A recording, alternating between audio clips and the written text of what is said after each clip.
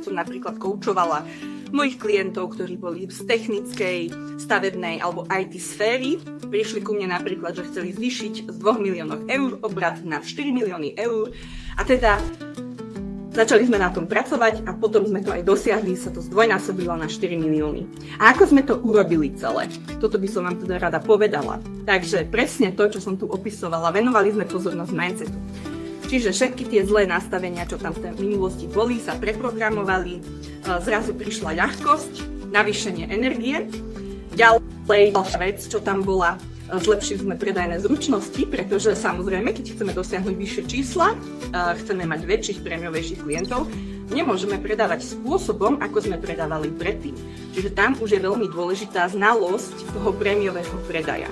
Čiže ďalej sme urobili toto a potom sme zabezpečili stavný výkon, ktorý potom toto celé počiarkol a výsledky boli na svete.